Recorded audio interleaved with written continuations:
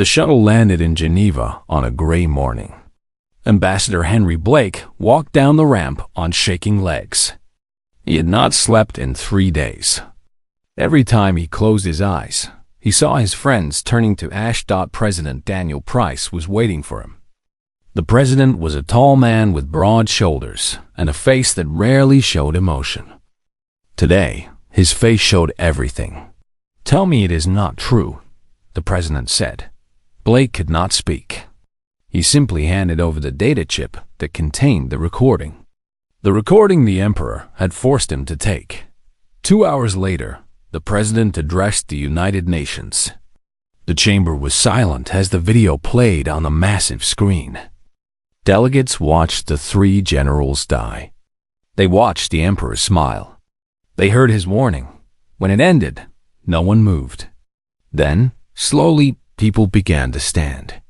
Country after country, leader after leader, they rose to their feet. Some wept openly.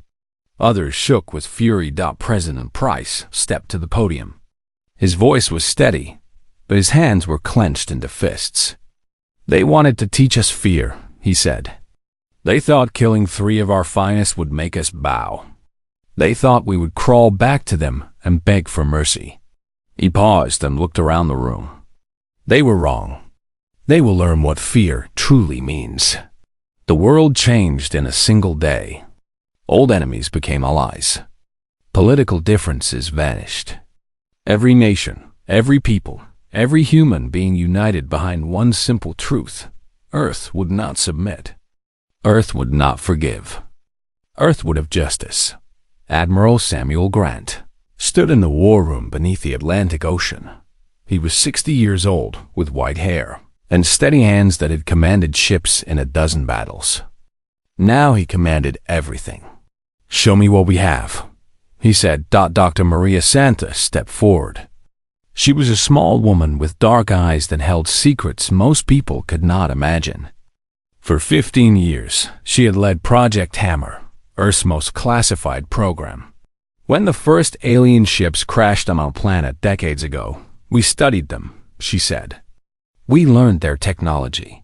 We improved it. We prepared for a day we hoped would never come. The holographic display lit up. Ship after ship appeared in the air. They were not like anything the galaxy had seen. They were smaller than DeLorean vessels, but faster. Their weapons used principles even the Empire had not discovered. How many? Admiral Grant asked. 347 warships.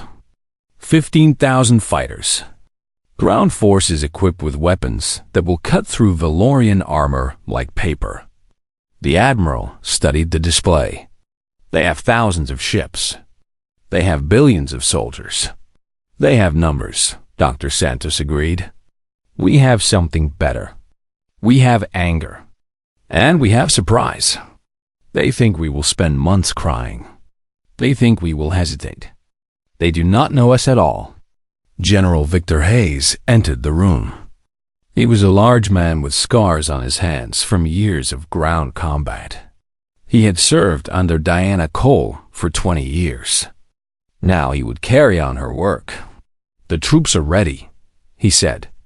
Every soldier volunteered. We had to turn people away.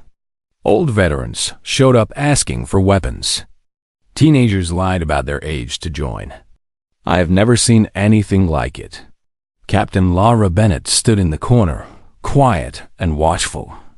She was only 32, the youngest person in the room. She had trained under General Rivera and had inherited her mentor's gift for flying.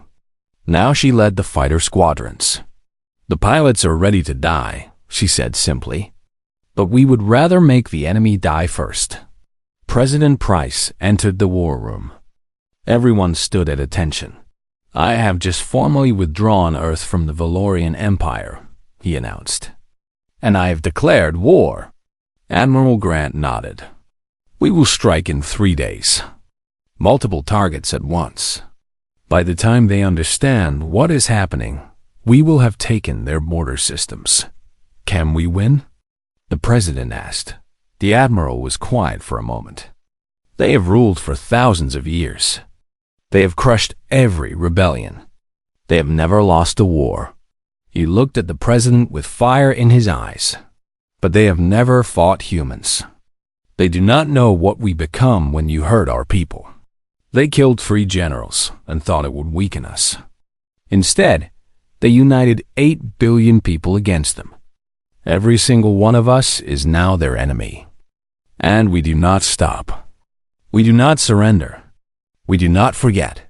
The war room was silent. Then the president spoke. Then let us show them who we are. Across Earth, factories ran day and night. Ships were built in weeks instead of months.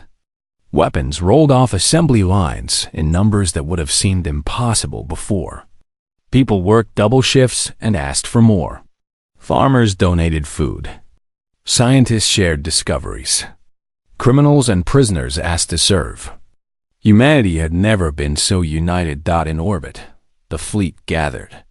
347 ships named after cities, heroes, and the fallen. The flagship was called the ESS Retribution.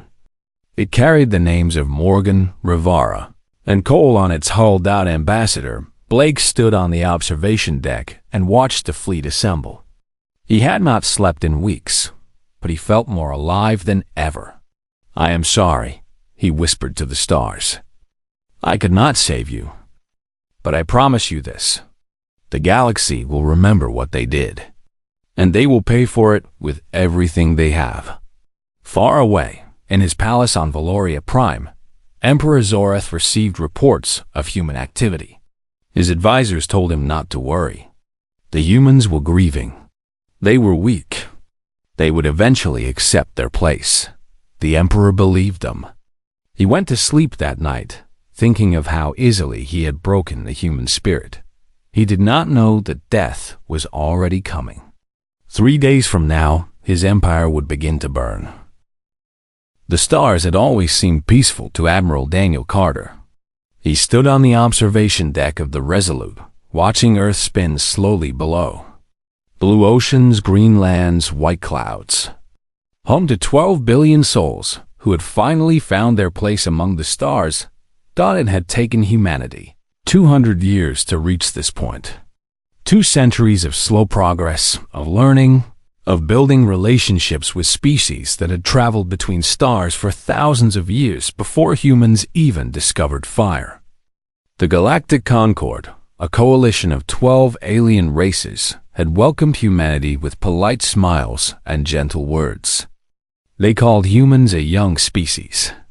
They meant it as an insult, though they wrapped it in kindness. Daniel never minded. Let them think humans were children. Let them pat humanity on the head and send them to the small table. Earth was at peace. Earth was safe. That was all that mattered. Dr. Lisa Monroe stood beside him, her tablet glowing with research data. She was the leading xenobiologist on the orbital station Horizon, and she had spent her entire career studying alien life. She understood them better than most humans ever would. "The Concord rejected our request again," she said quietly. "They won't share their medical technology. They say we're not ready." Daniel nodded. He had expected nothing less. "We'll figure it out ourselves. We always do." Lisa smiled at that. It was true. Humans had a talent for solving problems that others said were impossible. It was perhaps their only gift in a galaxy full of ancient and powerful species. Below them, Earth continued its slow dance around the sun. Children went to school. Parents went to work. Old couples walked in parks and young lovers held hands on beaches. It was an ordinary Tuesday in Seoul, an ordinary morning in Chicago, an ordinary afternoon in Cairo. None of them saw the ships coming. The Verith Dominion had watched humanity for decades. They were not part of the Galactic Concord. They did not believe in treaties or trade or friendship. They believed in power, and they had grown tired of the Concord's influence spreading across the galaxy. The Verith needed to send a message. They needed to remind the galaxy that strength was the only thing that mattered. And what better way to do that than to crush the weakest species under the Concorde's protection? Humans would serve as an example. The first ship appeared above Seoul at 3:47 p.m. local time. It was massive black, covered in weapons that gleamed like teeth. People on the streets stopped and stared. Some took pictures. Some laughed nervously. Surely the Concorde would protect them. Surely this was some kind of mistake. The ship fired. A beam of white light struck the heart of the city. Buildings vanished. Streets melted. In the span of a single heartbeat, 2 million people ceased to exist. Daniel felt the Resolute shake as alarm screamed throughout the ship. He ran to the command center, his heart pounding. On the screens, he saw hell. More Verith ships had appeared above Chicago and Cairo. They were firing without pause, without mercy, without reason. The cities burned. The people screamed. And humanity's tiny defense fleet, scattered and unprepared, could do nothing but watch. "Get me a line to Earth Command," Daniel ordered. His voice was steady, but his hands were shaking. "Communications are jammed, sir," his officer replied. "The Verith are blocking everything." Commander Nathan Cole burst onto the bridge, his flight suit half-fastened. He was the best pilot in the fleet, but even he knew his fighters were useless against ships that size. "What do we do?" Nathan asked. Daniel had no answer. The attack lasted 6 hours. 6 hours of fire and death and screaming. When the Verith finally stopped, 40 million humans were dead. 3 great cities had been reduced to ash and memory. The Verith broadcast their message to every corner of the galaxy. Let this be a lesson. The weak serve or they perish. Humanity has chosen its fate. Then they left. They simply turned their ships around and vanished into the darkness between stars, leaving behind only smoke and silence. Ambassador Karen Walsh was on a Concorde station when the attack happened. She watched the footage with tears streaming down her face, surrounded by alien diplomats who offered nothing but empty words. "This is a tragedy," the Concorde representative said. "We will send aid. We will file formal protests." Protests? Karen's voice cracked. They murdered 40 million people. Children died in their classrooms. And you want to file protests?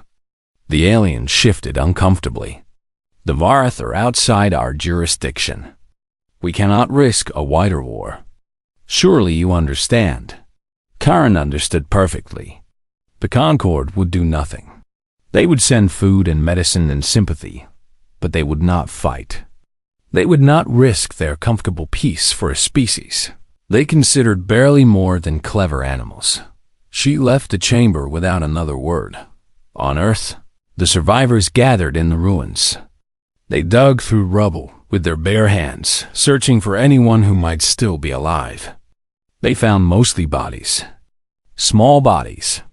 Old bodies. Bodies that had been laughing and living just hours before. The world's governments met in emergency session. Old enemies sat beside old friends.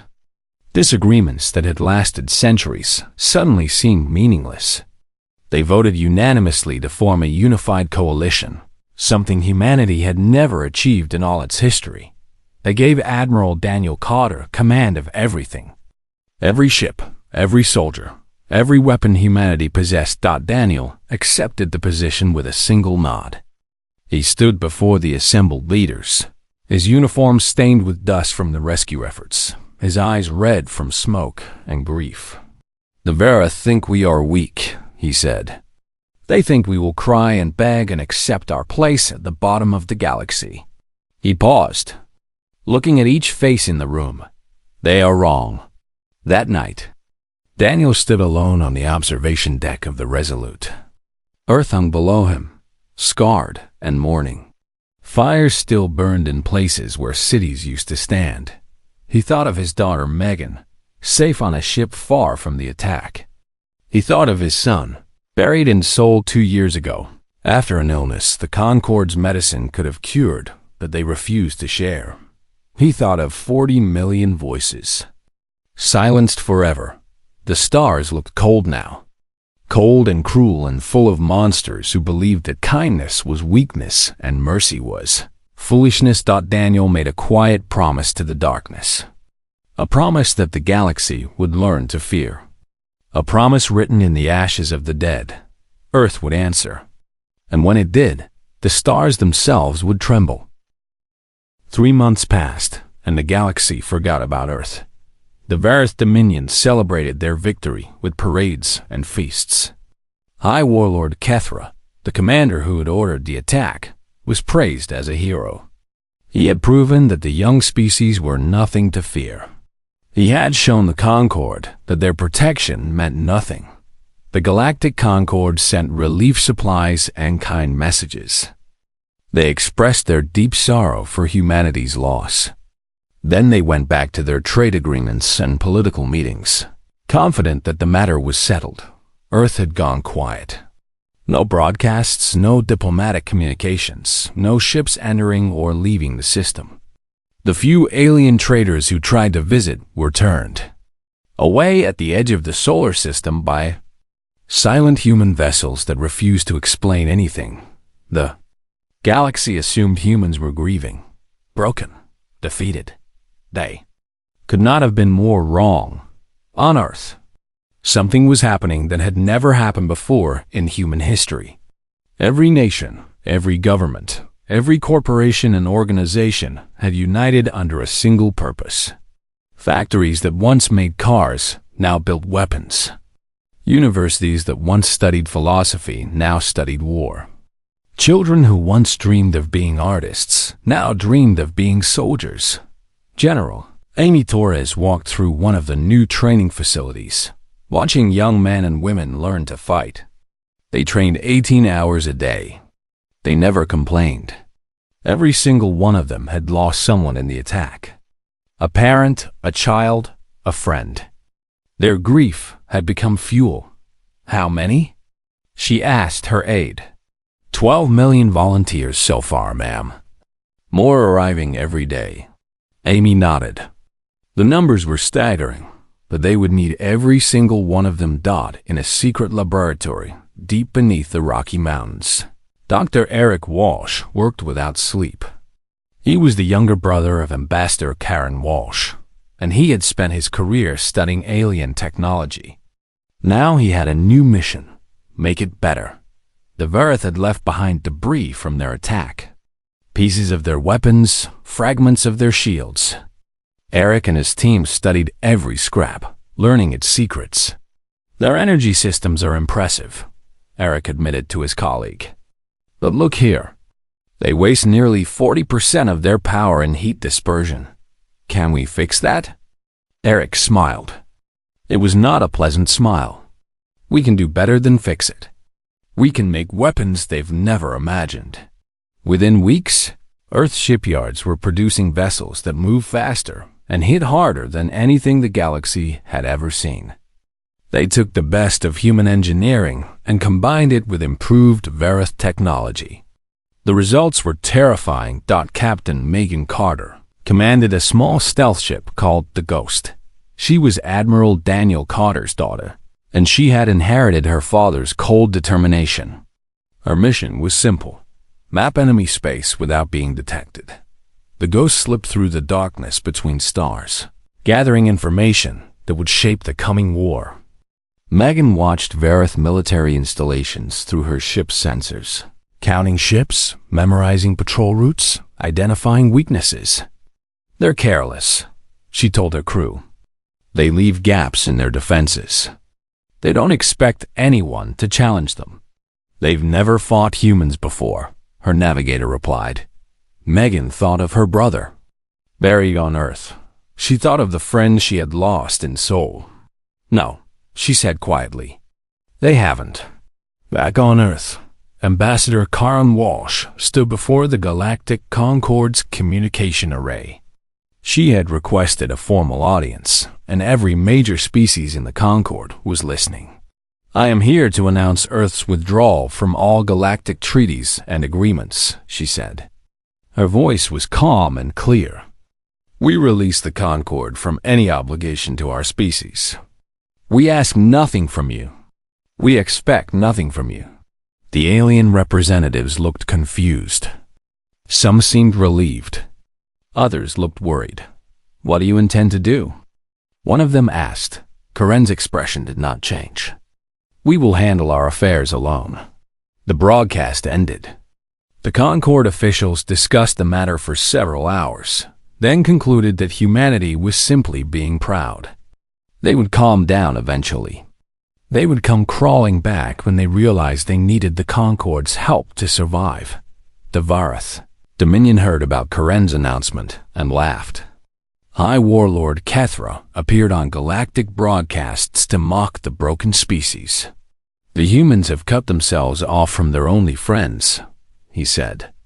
"They are alone in the darkness now. Perhaps they will learn humility before they disappear completely." He could not have known that human intelligence agents were watching his broadcast, memorizing the layout of his command center, noting the guards and weapons and exits. He could not have known that his face was now on a list of targets. Admiral Daniel Carter spent those 3 months preparing for what was to come. He barely slept. He barely ate. He reviewed battle plans, inspected new weapons, and spoke with the soldiers who would carry out his orders. 400 warships. It was more than Earth had ever built. Each one crewed by volunteers who had nothing left to lose. Each one armed with weapons that human engineers had designed specifically to kill Verith. Daniel stood before his assembled captains on the day of departure. The fleet hung in space around them, silent and deadly. "The galaxy thinks we are finished," he told them. "They think grief has broken us. They think we will fade away and be forgotten." He paused, looking at the faces of the men and women who would follow him into the darkness. They are about to learn what happens when you harm Earth's children. They are about to learn why our ancestors survived ice ages and plagues and wars that killed millions. They are about to learn that humanity does not break. Humanity adapts. Humanity overcomes. And when humanity is wronged, his voice dropped to a whisper that somehow carried to every corner of the room. Humanity remembers. The fleet departed Earth in complete radio silence. No announcements, no warnings, no declarations of war. They simply vanished into the void, leaving behind a planet that was still rebuilding, still mourning, still burning with quiet rage. Megan Carter watched from the Ghost as her father's flagship led the fleet into hyperspace. She had already scouted the path they would take. She knew where the first target was. The Verith had no idea what was coming. They continued their celebrations, their parades, their boasts about crushing the weak humans. They slept soundly in their beds, confident in their power. Somewhere in the darkness between stars, 400 human ships moved in perfect silence. They carried no flags of peace. They broadcast no messages of hope. They were not coming to negotiate. They were coming to teach the galaxy a lesson it would never forget. Verith Prime was a beautiful world. Oceans of deep purple stretched between continents, covered in silver forests and golden plains. 9 billion Verith lived there, going about their daily lives, raising their children, building their futures. They looked up at the sky and saw death. The human fleet appeared without warning, dropping out of hyperspace in perfect formation. Hundreds of warships surrounded the planet, their weapons charged and ready. The Verith had never seen so many enemy vessels in one place. Admiral Daniel Carter stood on the bridge of the Resolute, looking at the world that had sent ships to murder his people. He thought of soul burning. He thought of children who would never grow up. He thought of 40 million voices crying out for justice. His communications officer spoke carefully. "Sir, the Verith are hailing us. They want to negotiate." Daniel considered for a moment. "Put them through." High Warlord Kethra appeared on the screen. He looked tired and frightened, though he tried to hide it. His uniform was torn from the escape at Verith Prime. His eyes showed the fear of a predator who had suddenly become prey. "Admiral Carter," Kethra said, "there is no need for further bloodshed. The Verith Dominion is prepared to surrender. We will pay whatever reparations you demand. We will accept any terms." Daniel said nothing for a long moment. He let the silence stretch until Kethra began to fidget. "When you attacked Earth," Daniel finally said, "did you offer terms? Did you give us a chance to surrender? Did you pause when the screaming started?" Kethra had no answer. "You came without warning. You killed without mercy. You murdered children in their schools and parents in their homes. Then you laughed about it. You called us weak. You said we would serve or perish." Daniel leaned forward, his eyes cold and hard. "We chose neither." The transmission ended. Kethra stared at the blank screen, understanding at last what was about to happen. The human fleet moved into position around the planet. Dr. Eric Walsh had come along for this part of the mission. He had a new weapon to deliver, something he had designed specifically for this moment. "Admiral, the device is ready," Eric reported. "On your command." Daniel looked at the planet below. 9 billion souls. Parents and children and old couples walking in parks. He could destroy them all with a single order. He could turn their world into ash and glass. Just as they had done to his cities, he chose a different path. "Target military installations only," he ordered.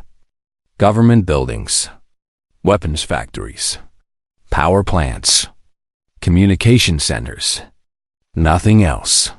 The bombardment began. Human ships rained fire on Verith Prime's defenses. Orbital stations exploded. Surface batteries were silenced. Every ship, every tank, every weapon the Verith possessed was systematically destroyed, but the cities remained standing. The homes remained intact. The civilians were unharmed. General Amy Torres commanded the ground forces that landed on Verith Prime.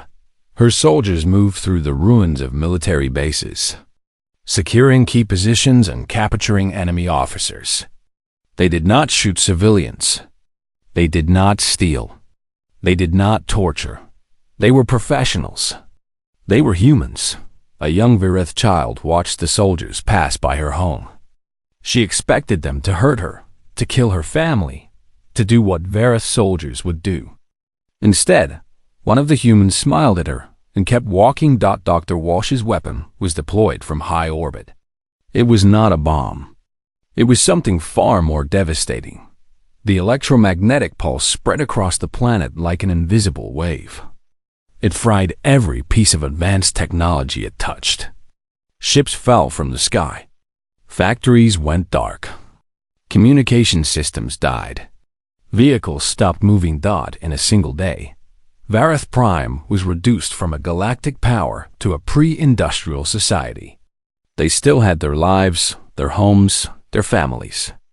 But they had lost everything else. High Warlord Kethra refused to accept defeat. He gathered his remaining loyal soldiers and launched a desperate attack against the human fleet. His flagship, the Conqueror, had been the pride of the Verith Navy. Now it was all he had left. The attack was suicide, and Kethra knew it. But he would rather die fighting than live in shame. His ship broke through the human lines, weapons blazing, heading straight for the Resolute. Admiral Carter watched the Conqueror approach. His officers shouted warnings and recommendations. He ignored them all. "All hands, prepare for impact," he said calmly. "I'm taking manual control." The Resolute surged forward, not away from the enemy ship, but toward it. The two flagships raced toward each other like ancient warriors in a final duel. At the last moment, Daniel turned his ship slightly, angling the reinforced bow directly at the Conqueror's bridge. The collision was catastrophic. Both ships crumpled and burned and died together in the darkness above Verith Prime. But only one bridge had been reinforced for exactly this kind of impact. Rescue teams pulled Daniel from the wreckage 2 hours later. He was badly wounded, barely conscious. But he was alive. Kethra was not. The battle was over. The war was won. The Verith Dominion, which had terrorized a dozen species over 10,000 years, had been erased from the stars. Ambassador Karen Walsh broadcast a message to the galaxy. Her voice was steady, her words carefully chosen. The people of Earth did not want this war. We asked only for peace. We sought only to live and grow and learn alongside our neighbors in this vast universe. She paused, letting her words sink in. But when peace was denied, when our children were murdered, when our kindness was mistaken for weakness, we had no choice but to respond. The Verith brought this destruction upon themselves. We gave them a chance to surrender. They refused. Another pause. Let this be a lesson to any who would threaten Earth or her people. We do not seek empire. We do not seek revenge. But we will protect our own. Always, without hesitation, without mercy for those who show none. The transmission ended. On Verith Prime, the survivors looked up at the sky where the human fleet still orbited. They expected more attacks. They expected occupation and oppression and all the things they had done to others. Instead, the human ships began to leave. One by one, they jumped to hyperspace and vanished. Within a day, they were gone. The Verith were left alone with the ruins of their empire. Their technology was gone. Their military was destroyed. Their leaders were dead. But they were alive. They would survive. They would rebuild, eventually, over generations. But they would never again threaten the stars.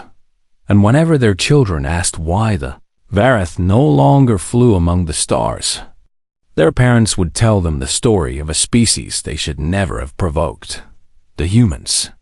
The children of Earth. The monsters that slept until awakened. 1 year had passed since the fall of the Verith Dominion. The galaxy had changed in ways that no one could have predicted. Old alliances crumbled. New fears took root. Species that had considered themselves powerful suddenly felt very small and very vulnerable. The Galactic Concord held emergency meetings that lasted for weeks. Some representatives argued that humanity should be contained, controlled, stopped before they became a threat to everyone. Others said that was exactly the kind of thinking that had created this situation in the first place. The humans did not attack unprovoked, one diplomat pointed out. They responded to genocide. Can any of us honestly say we would have done differently? The debate continued, but no action was taken. The truth was simple. No one wanted to risk becoming the next Verith. Ambassador Karen Walsh returned to galactic diplomacy, but everything was different now. When she walked into a room, other diplomats fell silent. When she spoke, everyone listened. Earth's seat at the table had been at the back, near the door. Now it was at the center, where everyone could see. We want the same things we always wanted, Karen told the Concord. Peace, trade, cooperation. Nothing has changed. Everything had changed, and everyone knew it. On Earth, the work of rebuilding continued. The scars of the Verith attack would take generations to heal, but humans had already begun. New buildings rose where old ones had fallen. Parks and memorials honored the dead. Life went on, as it always did. Megan Carter had been promoted to admiral after her father's injuries forced him into early retirement. She commanded the rebuilt defense fleet from the bridge of a new flagship, the Remembrance. She was young for such a position, but no one questioned her right to it. Her father had taught her everything she needed to know. Dr. Lisa Monroe published a book about human psychology, written specifically for alien audiences. It became the most widely read text in the galaxy. Species that had dismissed humans as primitive or simple now studied them with desperate attention. Humans are not more violent than other species, Lisa wrote. They are not stronger or smarter or more advanced. What makes them dangerous is something far more fundamental. They care about each other. Harm one human, and you have harmed them all. Threaten their children, their families, their homes, and you will face not an individual, but an entire species united against you. The book's final chapter was titled, A Warning. Do not mistake human kindness for weakness. Do not assume that their patience is endless. Do not believe that their small size or young age makes them easy prey. Humans have survived extinction events that would have destroyed any other species. They have fought wars among themselves that make our conflicts look like arguments between children. And through it all, they have grown stronger. If you want peace with humanity, offer them respect and honesty. If you want war, be prepared to lose everything. Lieutenant Diana Cole had left the military after the war. She could not bear to serve on ships anymore, not after listening to her brother die. Instead, she had dedicated herself to building a memorial for all who had fallen. The memorial stood on a hill, overlooking what had once been Chicago. It was a simple structure, a wall of black stone with names carved into it. 40 million names, each one representing a life cut short. Diana visited every day. She would trace her brother's name with her fingers and remember his laugh, his terrible jokes, his courage at the end. I hope you're proud of us, she whispered. I hope it was worth it. Alien traders who traveled through the regions of space that the Verith had once controlled reported something strange. There was nothing there. No signals, no ships, no activity of any kind. The comm channels that had once buzzed with threats and demands were completely silent. The silence spread further than anyone expected. Other aggressive species, empires that had been planning their own campaigns of conquest, suddenly went quiet. Warships returned to port. Invasion plans were canceled. Diplomats who had been preparing demands instead sent offers of friendship. Us. Reporter asked General Amy Torres why this was happening. They're afraid, she said simply. Afraid of what? Earth isn't threatening anyone. Amy smiled, but there was no warmth in it. They're afraid because they saw what we did to the Verith. They attacked us with everything they had, and we destroyed them. Not quickly, not easily, but completely. We erased them from the stars without committing genocide. We showed that we could end civilizations without becoming monsters. She paused, choosing her next words carefully. And now every species in the galaxy is asking themselves the same question. If we anger the humans, will they do the same to us? And they don't know the answer. That uncertainty is more terrifying than any weapon. A Concord representative visited Earth to meet with human leaders. During a private moment, he asked Amy a question that had been bothering the Concord for months. Why didn't you simply destroy them? The Verith, I mean. You could have killed every last one of them. You had the power. They deserved it after what they did. Amy thought about the question for a long time before answering. Because we're not monsters, she said finally. We wanted justice, not revenge. The Verith who ordered the attack are dead. Their military is gone. Their ability to threaten anyone has been removed permanently. But the children? The farmers? The artists and teachers and ordinary people who had nothing to do with the decision to attack Earth. They didn't deserve to die for their leader's sins. The representative seemed confused. But surely vengeance demanded. Vengeance is easy, Amy interrupted. Restraint is hard.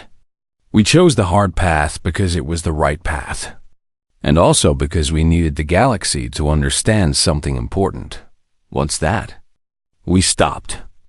We had every reason to commit genocide, and we didn't. We showed mercy where none was shown to us. But we also showed that if we wanted to, we could have ended them completely. The galaxy needed to see both sides of humanity. The mercy and the power. The kindness and the fury. The representative left Earth with much to think about. Admiral Daniel Carter, retired and scarred, lived in a small house near the Chicago Memorial. He spent his days reading and gardening and trying to remember what peace felt like, one evening, he walked up the hill to the memorial. The sun was setting, painting the sky in shades of orange and red. He stood before the wall of names and found two he knew well. His son, lost to an illness the Concorde could have cured. Nathan Cole, lost in the battle that broke the Verith. Daniel had given everything to this war. His health, his peace of mind, years of his life. And he would do it all again if he had to. He looked up at the sky, where the first stars were beginning to appear. Somewhere out there, species that had once planned to prey on the weak were now staying quietly in their own space. Afraid to draw attention, the stars were silent. Daniel thought about all the lives that silence represented. All the wars that would not happen. All the children who would grow up safe because predators feared to move. It was not happiness he felt. It was something quieter, something like peace. "I hope you're watching," he whispered to the darkness. "I hope they all are." The stars twinkled back at him, cold and distant and finally, mercifully quiet. Humanity had paid a terrible price for this silence. They would carry the scars forever. But they had also sent a message that would echo through the galaxy for 10,000 years. Do not harm Earth's children. Do not mistake our kindness for weakness. Do not forget what we are capable of, because the next time the stars go quiet, it might be your world that falls silent.